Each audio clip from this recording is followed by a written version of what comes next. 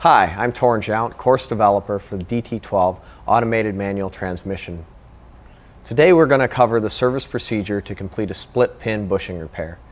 You will be performing this procedure when directed by power service literature following troubleshooting procedures. The first step in completing this repair is removing the transmission.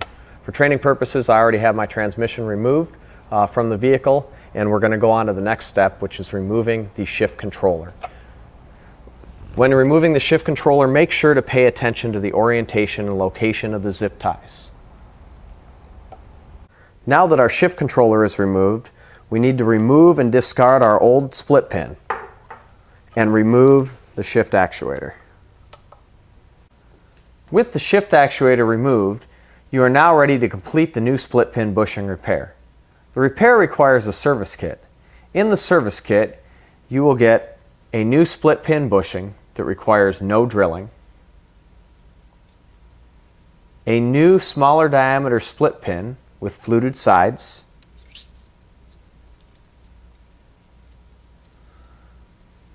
two new banjo washers, a new sealing ring for the drain plug, and two new gaskets. Okay, so I have our new bushing here, and you'll notice that it has a cutout on the one side of the bushing. It's very important that when you put the bushing in, that orients and lines up with this spot right here. The bushing will push in by hand. You're just going to press it right in until it comes flush with the housing. Now that our new bushing is in place, we're going to go ahead and install the shift actuator. Okay, now that our shift actuator is installed, we're going to go ahead and install our new split pin. You'll notice that the split pin should be flush with this bracket right here. In the example that you see on the screen, you'll notice that our split pin isn't flush. To retract the pin, simply apply shop air on this port here. Now you can see our pin is fully retracted. With our split pin now fully retracted, it is also important that we ensure the shift actuator is in the neutral position.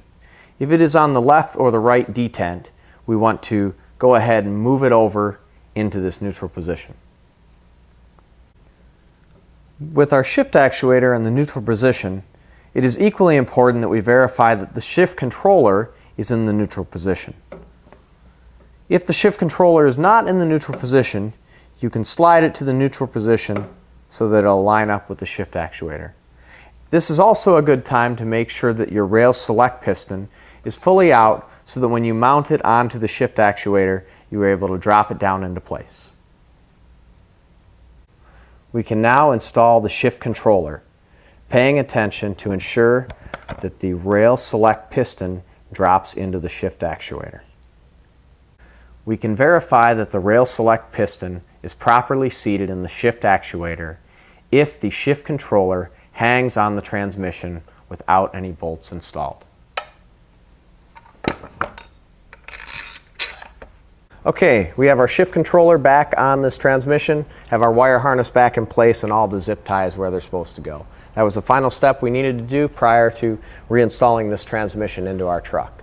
So I hope this video today helps shed some light on the proper procedure for the new split pin bushing repair.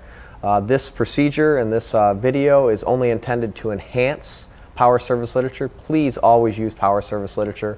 Refer to all safety precautions and all torque specs in power service literature. Thank you for your time.